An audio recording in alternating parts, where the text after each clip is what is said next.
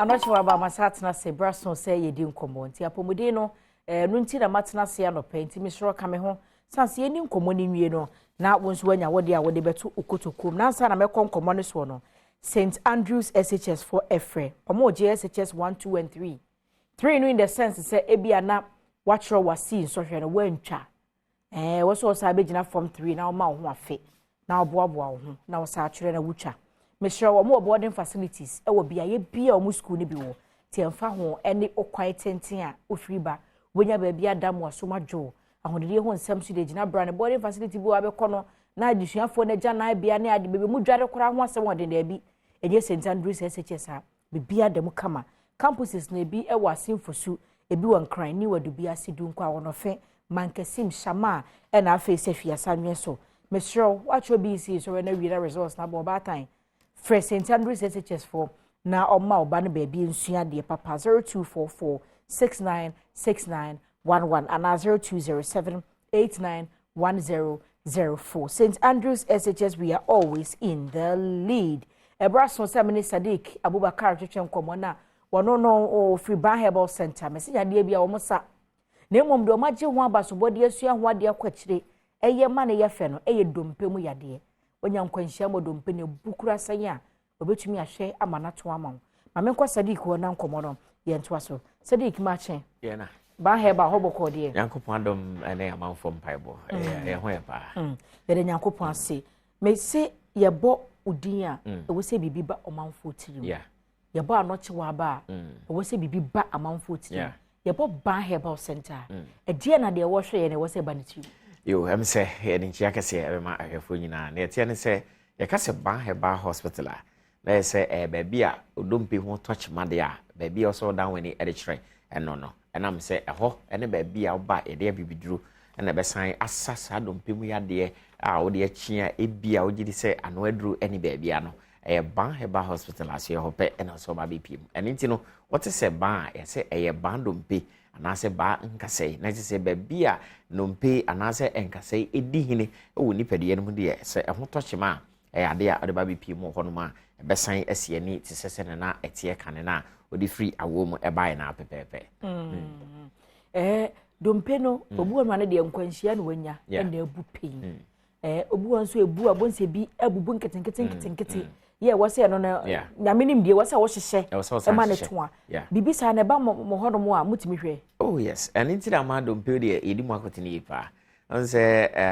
ade ho abasbode because ade bia wo ya wo ye ni yi no ena ma obi ti akire no ahwe na watimi abo abaso e wo sade no ye hya se okuma se ade ho abasbode ya ni na dia dance se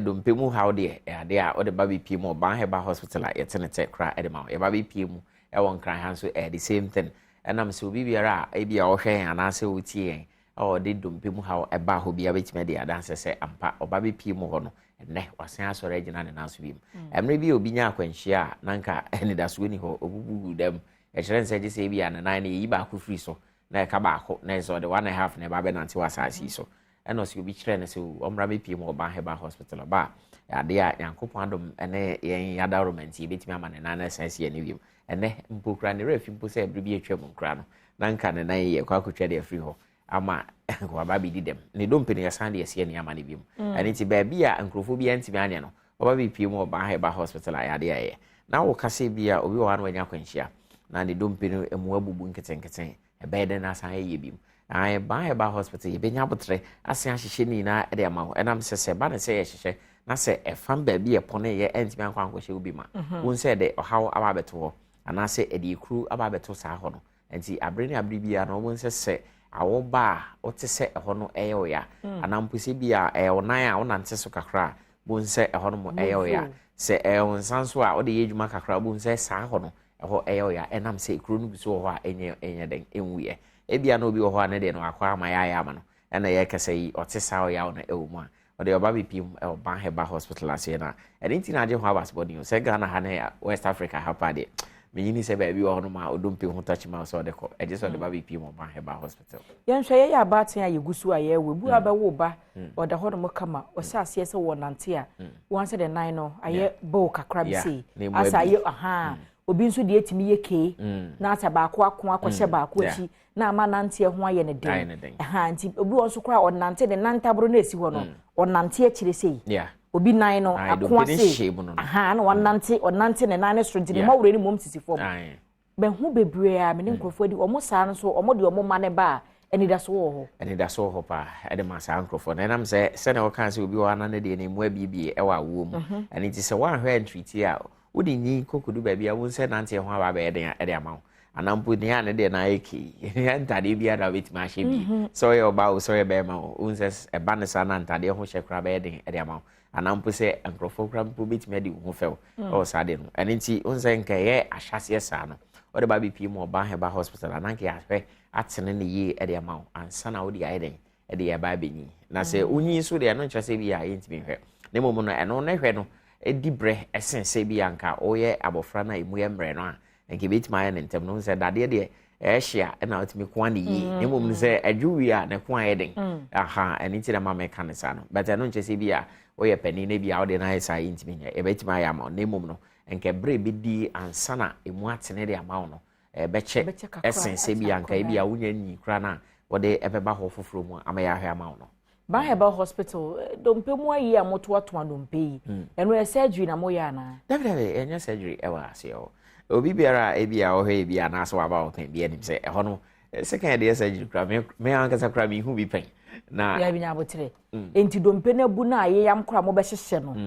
ni nyina na enya surgery nya se mo be pai nipa ne nan ho na ma hyehye dompe dabi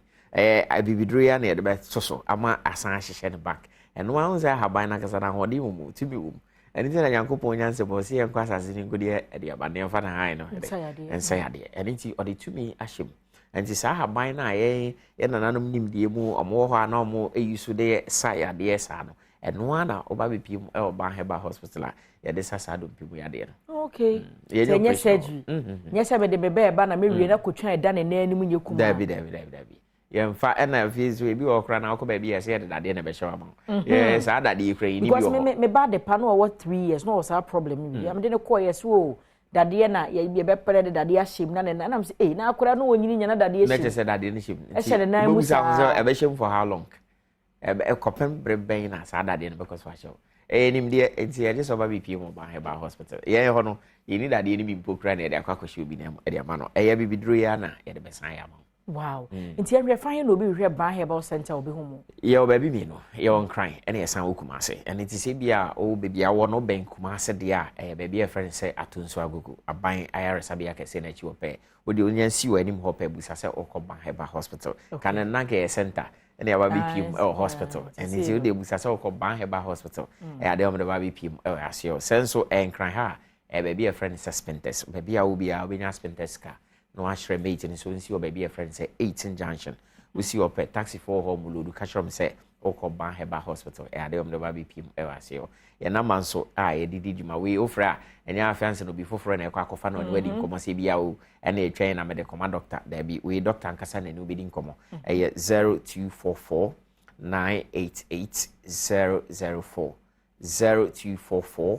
988 004 anase 0244 083 482 0244 083 482 number na se bi ya friend na sa busy na obi jina so abeti ma ye WhatsApp audio ade aba ni me nu nyina wo WhatsApp ai bi ya actually no e beti me play back audio ni atie na mama muaye yes ni ama muaye okay yemo so tawto aka ba meet back bi apart from dompemu yade no dey bie mu na beti me dia ba yade bi ya e 50 kopemu na ase de o de ba be pie mu Baah Herbal Hospital ase na ade esa enti se bia wante wo yade se abodin e bia na ode na nye dompe ha na ha ne mum ade foforo yade bia se na medical kan because me to ni na adi na me brain enti yade bia ogidi se bia no akwa e krankro de achia onya no aduru o de bra be pie mu Baah Herbal Hospital na de na mu ye nso sese o wa de kotodwe mu hwe no de sisi mu hwe no obu oda sora na poso nyina ye ne ya eno so mo hwe bibisa eno se ye hwe won se ne nti ya da ne hospital ne se o se mfidi na oba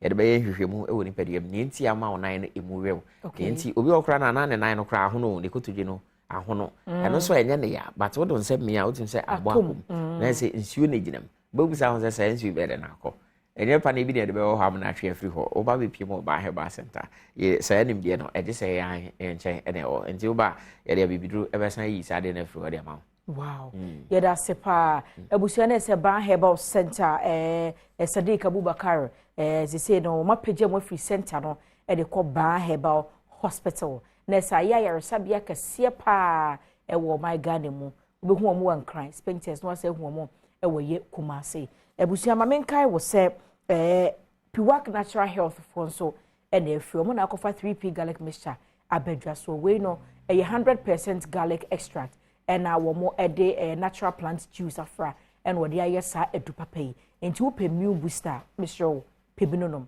What we had no asthma netete one now say beer obu a waye kese abroso when anti anu wagigi dem obu a stress at chino matches where no hwe ye Mr. we stress relief ti anopa bia no no wapebi no wamemene one onom nti 3p garlic mixture sem and a meka etrewe ebuso na emu betumi afre 0248 928 824 and 0201 000 Herbal Shop, Chemical Shop in Nano Bogrema, Ubenya Piwak Natural Health for 1 3p garlic mixture. No, Ebusiama, Yensha Wimra, would him say,